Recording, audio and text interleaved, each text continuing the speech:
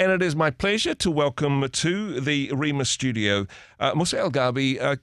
Welcome to the program. Thank you for joining us today. It's good to be here. Thanks for having me. Now, in New Zealand as a guest of the Free Speech Union, and we'll talk a little bit more about what you're doing, what you're involved with a little bit later on, but also talking about your book, your latest book, which is also your first book, We Have Never Been Woke, the cultural contradictions of a new elite. What was the inspiration? What led you to write this book, Musa? Well, what led me to write the book, I guess, is this set of stories that I tell at the beginning. But basically, I'm from a kind of a working class military background. I underwent this journey from being a shoe salesman in a small military town to being an Ivy League intellectual. Yep. This journey challenged a lot of my assumptions about kind of how social problems come about and persist, who benefits from them, and how, in a lot of ways. And so I tell some stories at the beginning of the book that what kind of led me to explore some of these questions. I'll give one example. When I was, after George Floyd was killed in New York City, there were these protests that happened a lot in the median of Broadway Boulevard, where people would where people would wave signs that say Black Lives Matter, and then cars would honk at the signs, and people would go woo, and then and there were a few things about these demonstrations that started to disturb me and kind of raised uncomfortable questions for me. The first was that when you looked at the demographics of the protesters, it was almost exclusively kind of white professionals who were taking part in them. Yep. And this wasn't because the baseline demographics of the area were primarily white professionals. It was right above Harlem, plenty of black people, plenty of working class people, and so on. They weren't taking part. Often the protesters were waving these signs sharing the median with homeless people who were typically black. As I observed it, it was typically black people who were in the median with them. Sometimes they didn't even have shoes. And so you had these like white professionals waving signs that say Black Lives Matter. And there's this homeless black person right in front of them. And they're trying to step over this guy's bags of stuff, right? So they don't trip on it when they're waving their signs. And this kind of thing was disturbing to me for a number of reasons. But one of the reasons the thing that I guess was kind of most disturbing, other than the fact that the actual black people in front of them seemed to be invisible, an obstruction that they had to work around, but more disturbing in a way was that I couldn't actually tell a story that made sense to me about how what they were doing related to what they were trying to accomplish. Like I couldn't tell a story about how them waving the sign and then having a car honk and then go, woo, how that would save even one person's life, how that would get even one person out of prison. There just seemed to be no correspondence between what they were doing, what they said they wanted to accomplish. And this led me to ask, well, who are they doing this for then? Because they're definitely not doing it for people in prison, because people in prison aren't benefiting in any way from this activity. And as I started noticing these kinds of contradictions, they kind of started to haunt me. Everywhere I looked, I started to see these kinds of contradictions that challenged my assumptions about moral and political issues, that challenged my assumptions about where I fit in the social order, what it was that I was trying to do. Can I just say, I mean, the title is, the subtitle, The Cultural Contradictions of the New Elite, but honestly, I mean, it's in a good way. You're a bit of a cultural contradiction yourself in many ways. I suppose your background as a psychologist, as a journalist, connections with Princeton University, New York Times, and both, I suppose, culturally and spiritually, perhaps more aligned to the left than the right, some would think. And here you are writing a book which is against the woke ideology. That in itself seems like a contradiction. Yeah, I mean, and in some ways, honestly, the book is almost a physical embodiment of some of the contradictions I criticize. So, for instance, I criticize in the book the use of credentials, especially elite credentials, to decide whose voices are worth taking seriously and so on. But, I published this book with Princeton University Press, and part of the reason I targeted them is because I understood that this would cause people to take the book more seriously and so on. And part of the reason they were interested in me is because I was coming from Columbia University. Like if I had written the exact same manuscript, but I was a PhD student at University of North Dakota or something like that, if they even read the manuscript, it would have been received in a much different way, right? And so the book critiques this tenet, but it is itself a product of that same set of inclinations. Yeah. And even for race and ethnicity, one of the things the book criticizes pretty aggressively is the use is elites appealing to these collective identities like black or queer or disabled or things like that, appealing to affiliation with these groups, to these collective identities in order to advance their personal ends in ways that don't benefit most other people in the group. But even though the book is very critical of that tendency, it's also true. Part of the reason that Princeton was interested in this book is because it's a book by a young black author. Now, it's not the case. It's not the case that they just give all black people get Princeton contracts or something like that. Exactly. But like, if I had written the exact same book as a cisgender heterosexual white male, especially if I had any hint of evangelical Christianity or conservatism about me, there's a good chance that the book wouldn't have been published. It would have been perceived as too risky or something like this. Yeah.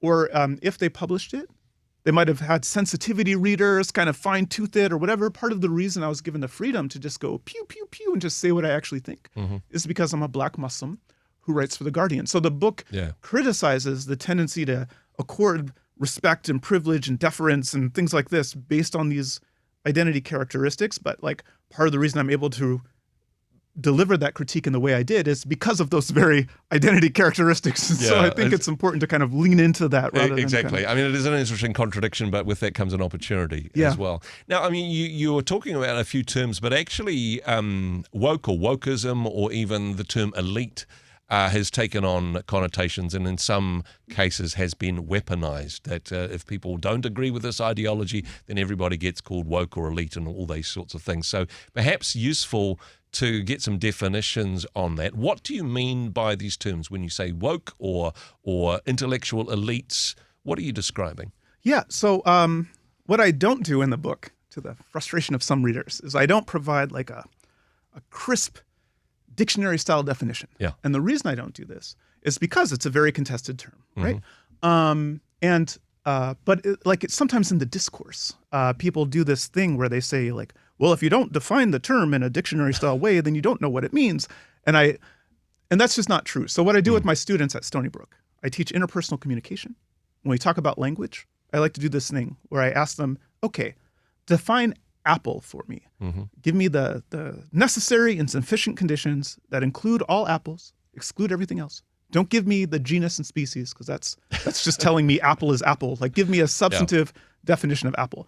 And so I'll have 30 students at a research university. It turns out they can't define apple. Now, that doesn't mean they have no idea what apple is, so that if I say, hey, go grab me an apple, they're going to go grab me a chair or something like that, right? That's just not the way. So what I do is I walk through the history of the term woke. Yep. I show what different people seem to mean when they use the term. I look at other words that have served a similar purpose in the past, like political correctness. Yeah. And I show how. One thing that's interesting to note, though, is that despite all the, it is the case that, as I show in the book, it is the case that today most people, when they use woke, they are using it as an insult, a pejorative. Yeah. But despite all the contestation around wokeness and what it means, there are actually some points of overlap. So I show, for instance, on the idea of trans-inclusive feminism. So if you're someone who rejects feminism, you're definitely not woke.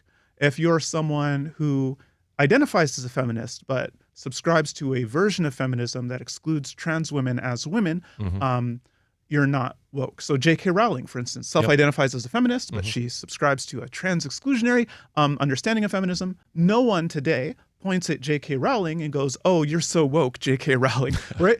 This is true on the left. This is true on the right. We're all in agreement. J.K. Rowling is not woke. And so there are kind of, there are some points of agreement. And so I kind of give some examples like that to kind of give some texture to what different people mean when they're talking about wokeness. Yeah. Another term that you use in the book, and this is, I suppose, the heart of it is social capitalists, who they are, what they're hoping to achieve. This is perhaps a more accurate description of the label of that people put on of woke. If we dig behind it, we're not really talking woke, we're talking social capitalists.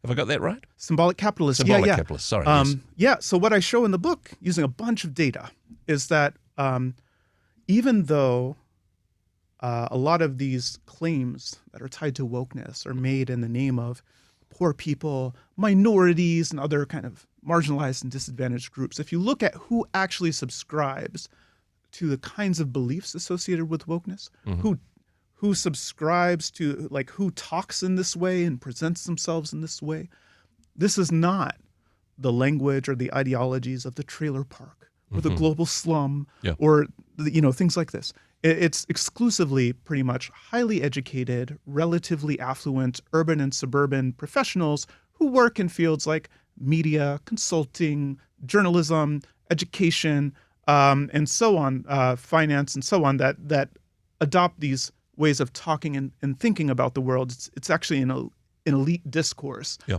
And part of the reason, there's a kind of a reason why a lot of us who work in these fields talk and think this way. And that's because a lot of our fields, like if you look at people who work in the symbolic professions, like journalists, educators, and so on, we get a lot more pay than most people, most other workers. We have a lot more autonomy in terms of how we structure our time. We have more prestige. And we've said from the beginning of our professions that the reason you should give us these pay, this prestige, and so on, is not for our own sake, but because if you give us these things, it will better empower us to help everyone in society, including and especially the least among us. So a lot of our jobs are explicitly defined in terms of altruism and the common good. So as a journalist, for instance, I'm supposed to speak truth to power and to be a voice for the voiceless. And a lot of our professions are defined this way. And so because we think of ourselves and define ourselves in our professions in terms of altruism and the common good, and ironically, our status as elites is predicated on our ability to advance these egalitarian goals. We have this, there's this kind of unique form of status competition and competition over resources and stuff like that plays out among people like us, where one of the ways that we seem especially worthy of opportunities and power and resources and status are by demonstrating how committed or effective we are at helping the marginalized and the disadvantaged. And one of the ways that we can eliminate our rivals and take other people down a peg is by showing that they have the wrong thoughts about the wrong people, or that they're in bed with the wrong people and things like this. If you're successfully painted as having the wrong motives or the wrong social ties and so on, you can find your position in these professions very precarious, or can even lose your job. And this has been true for 100 years now. Yeah, we have seen that more recently in the last few decades, perhaps, with and people would perhaps see the phenomenon of wokeism or symbolic capitalists, as you describe it, as being a relatively recent thing. But in your book, you're saying, no, this goes way back. This is a part of the human condition. This goes back a century or more, perhaps. Yeah, and in fact, one of the big contributions that I hope the book makes is it shows. So after 2010, there's this big change in the culture. Yep. There are a lot of disputes about what's happening here. A lot of those conversations are kind of based on anecdotes. So something would happen at a particular university and people would make big sweeping claims, or kind of based on vibes. And so I show that you can actually, my colleagues and I, we measured seriously like tens of millions. We processed tens of millions of things like journalism articles, academic research, and so on and so forth. Changes in public opinion, changes in protest activity, changes in policies and laws. And what we see is, again, we show that there was something that changed after 2010. It's not a moral panic. There's an actual there. But when you look at who changed, again, it's this very specific subset of institutions and communities. But critically, this period of awakening that we saw after 2010, as I show, you can look at these same indicators and you can see that this period of shifting is a case of something. And there were 3 previous awakenings in the 20th century, the first one being in the 1920s. Mm-hmm. There's, as I show in the second chapter of the book, there are some differences between these awakenings. Yep. But there's so much in common that I started to have a little bit of an existential crisis, honestly, as I was writing the book, because we seem to be going by the same scripts, almost verbatim of these kinds of disputes and episodes that we've been having for a century, kind of recurrent in a recurrent way. Even with the 2010 date, for some people they'll think, yeah, but then let's add social media and the influence that has to disseminate ideas broadly and the help of the algorithm to cluster people into little groups. And I don't know, put on top of that a global pandemic where we'll all get told to go home and rethink our lives in that regard. This is kind of been a bit of a steroid boost to perhaps this latest incarnation of symbolic capitalism, perhaps. Yeah. So what I stress in the book is that, yeah, there are overlaps, but there are some differences. One of the differences that kind of leads to a ratcheting effect is that if you look at the first awakening in the 1920s, Yep. These professionals, these symbolic capitalists, they were about 3% of workers, and they were kind of broadly distributed around the country. Mm-hmm. Today, symbolic capitalists are about a third of workers, so 10 times as many of us are symbolic, and we're tightly concentrated in a smaller and smaller number of cities in these institutions that are increasingly interconnected, like the nonprofit sphere and journalism and education. Yep. And so as a result, if you have this kind of highly destabilizing cultural event that affects 3% of workers that are broadly distributed in the country, that hits very different than if you have that same kind of highly destabilizing event that affects a third of workers in these really tight bunches and networks. And communication technologies also changed. So first awakening, the main form of mass communication were things like newspapers and radio.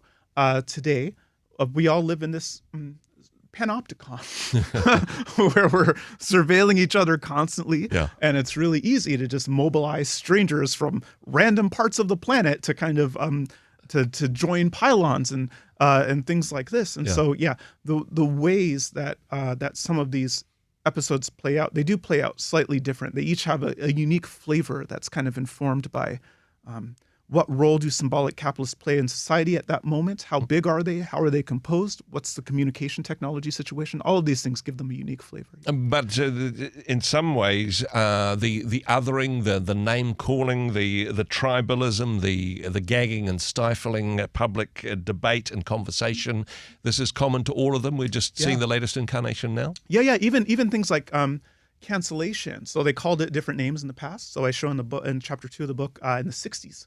They called cancellation trashing, but it was the same thing. They say like, well, when you're trashed, the issue, it isn't that you've said something wrong and you can apologize and make it right. The issue is like your very existence seems inimical to the movement, and the only way that the problem can be solved is for you to just go away. You need to disappear.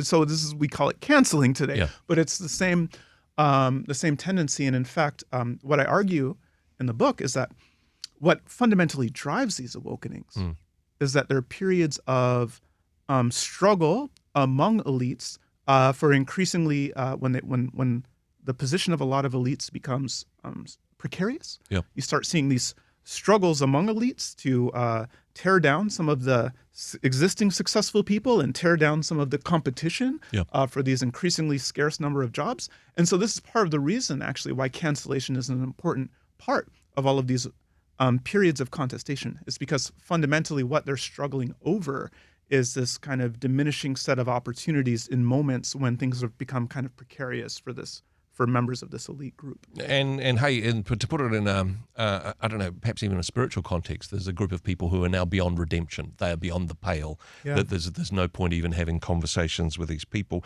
Wanting to look at the spiritual aspect of this, because for some people they say that perhaps particularly in the last few decades, we've been in a bit of a spiritual ice age, and perhaps this woke revolution has been in response to that, searching for a sense of meaning and purpose in a secular age. That this has put gasoline on the fire, as it were. What's your thoughts on that? Yeah, I mean, I think there's a deep truth there. So one of the things that's interesting if you look at a lot of the professions like journalism and law and so on in the States, a lot of these professions were created by white Anglo-Saxon Protestants, and they were pretty much restricted to white Anglo-Saxon Protestants. Yep. And the purpose of these professions was to help realize what was called the social gospel movement at that time. So these were actually professions that were created to do Christian-informed social justice work. Yep. Now, gradually, they've been secularized. And what's interesting is if you look at who in America is most likely to embrace this kind of more militant incarnations of social justice activism, there's some political scientists who wrote this great book called Secular Surge. Mm-hmm. What they find is that if you look at who it is that's most likely to embrace these kind of down-the-line left cultural views, who is it that's really intolerant of working across the aisle, things like this? Yep. It's post-Protestant white Anglo-Saxons. So it's the same group of people who have abandoned religion. And it seems like, and in fact, there's evidence that for a lot of these folks, they're literally substituting politics for religion. Like in some cases, they perceive their faith to be in contradiction with their politics, especially on issues like LGBTQ rights and things like this, or voting for Democrats, whatever. And when they perceive to be a conflict between their politics and their faith, they abandon their faith actually in order to stand with their on their political leanings. And it seems like for some taking part in social movements is a way of having transcendence, community, for feeling this sense of meaning and purpose in the absence of faith. It seems like people are in some cases literally substituting politics for religion. But as my colleague Shadi Hamid said, one of the downsides of this move is that if you don't believe in a final reckoning, if you don't believe in a cosmic sense of justice, then that kind of raises the stakes of these political struggles. Everything has to be reconciled here and now. Yeah. And so it becomes intolerable, right? The kind of stakes of politics become much, much more immense if you understand this to be the only realm in which any of these questions about justice matter. Then the stakes of politics just become extremely immense and extremely fraught. I think you see that playing out. And of course, promoting your book, We Have Never Been Woke, The Cultural Contradictions of the New Elite, and thoroughly would recommend for people to get a copy of the book, and you'll be available to talk more with people around the country. fsu.nz is the place to go for all of the details about your tour and your speaking schedule. Musa, it's been a pleasure to chat with you today. Thanks so much for joining us. It's been a lot of fun. Thank you for having me. Hey, thanks very much for joining us in the Rhema studio. Thanks very much for watching the interview. It's kind of nice to have an audience, actually. And if you did like what you watched, then do give us a like, do give us the thumbs up. And if you'd like to see more interviews like that one, or perhaps even better, subscribe and those interviews will come straight to you. Don't forget to turn on your notifications, and we'll see you in the next one. Cheers.